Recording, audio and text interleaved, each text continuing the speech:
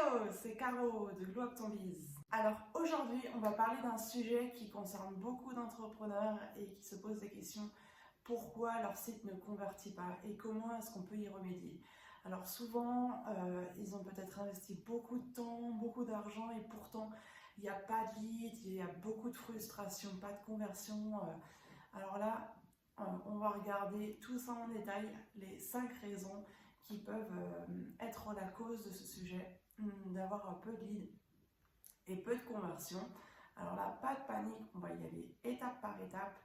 Et avant ça, je t'encourage vraiment à t'abonner à cette chaîne afin de recevoir régulièrement les notifications. À partir de maintenant, je vais publier tous les dimanches à 10 h une nouvelle vidéo pour t'aider à élever ton business et à le développer.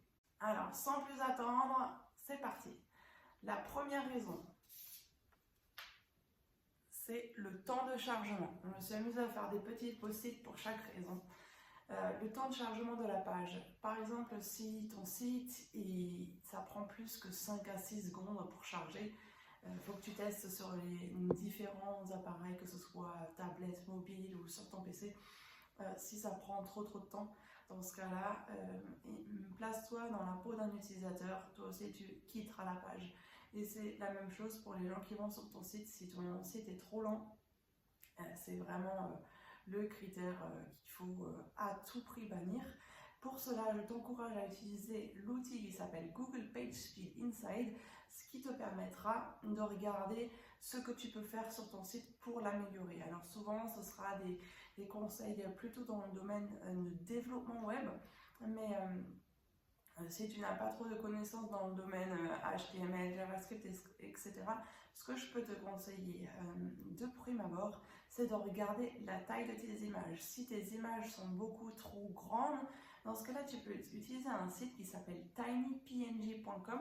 Je vais te le mettre en bas dans la barre de description. Moi, je trouve qu'il est super. Il suffit juste d'uploader l'image et puis de la retélécharger. Puis après, tu l'as mis sur ton site, que ce soit WordPress ou autre. Et cela permettra déjà d'accélérer ton site de manière notable. Deuxième point, c'est le manque de clarté.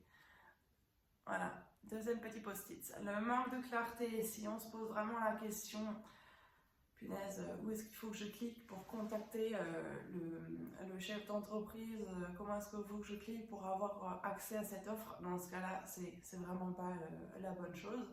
Alors, normalement, on dit sur un menu, sur la navigation, on a entre 5 et 7 points dans la barre de navigation, pas plus. Si c'est plus, c'est vraiment trop. Et autre point sur lequel je souhaite vraiment mettre l'accent et que beaucoup de gens omettent, c'est tout simplement mettre un bouton d'action le plus important pour vous, que ce soit demande de devis, que ce soit acheter maintenant ou contactez-nous, le mettre vraiment en above the fold, ce qu'on appelle, à savoir que sur la première partie de l'écran, sans que les gens ont besoin de scroller. Mettez vraiment ce bouton d'action de manière proéminente, que ce soit dans l'header ou dans la barre de navigation. Voilà pour le deuxième point. Troisième point, ton site n'est peut-être pas si adapté que ça pour mobile. Alors là, dans ce cas-là, tu risques de perdre pas mal de personnes parce qu'en ce moment, il y a minimum 60% des personnes qui surfent via le smartphone. Et dans ce cas-là, là, je te conseille vraiment de checker à quoi ressemble ton site sur tablette, à quoi il ressemble sur mobile et à quoi sur PC. Et en fonction de ça, vraiment adapter et éventuellement par exemple, changer les boutons d'accent sur des bannières qui sont peut-être trop petites, vraiment à faire en sorte à ce que ton site soit sexy sur mobile. Ça, c'est vraiment un point à ne pas négliger. Et je te conseille également, si tu as Google Analytics, si tu ne l'as pas, connecte ton site à Google Analytics. Et si tu l'as, tu peux regarder combien de personnes au niveau pourcentage surfent sur ton site via mobile et via desktop, et tu verras ainsi sur la chose sur laquelle tu dois plus te concentrer, que ce soit regarder si ton site est plus adapté à mobile ou plus à desktop en fonction de comment les utilisateurs utilisent ton site. Quatrième point, la confiance. Alors, admettons que ton site, ton design n'est vraiment pas professionnel. Dans ce cas-là, ça c'est vraiment quelque chose à bannir et à améliorer le plus vite possible. Fais en sorte que tu aies un CI, une Corporate Identity vraiment adapté, une ou deux couleurs ou trois couleurs max pour ton entreprise que tu utilises tout au long de ton site web et que tu utilises également dans tes réseaux sociaux pour que vraiment les gens puissent reconnaître votre marque et la prendre comme une marque sérieuse. Également, utiliser des polices qui sont adaptées, des polices qui font sérieux. Autre point, les avis clients. Essayez d'ajouter le plus d'avis clients positifs possible dans votre homepage afin vraiment de mettre les gens en confiance et que les gens voient que effectivement votre expertise est reconnue.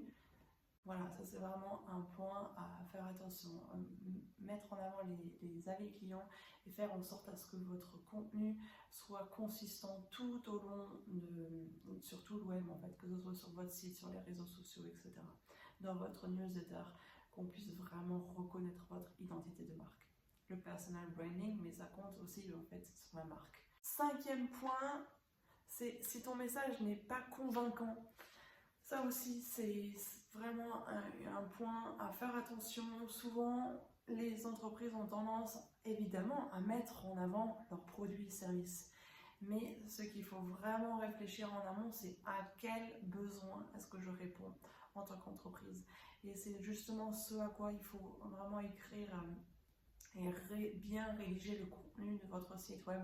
Faites attention à ce que vous répondez vraiment aux besoins et écrire de manière engageante et claire qu'est-ce que la personne va recevoir au bout du compte après avoir acheté votre service ou vos produits.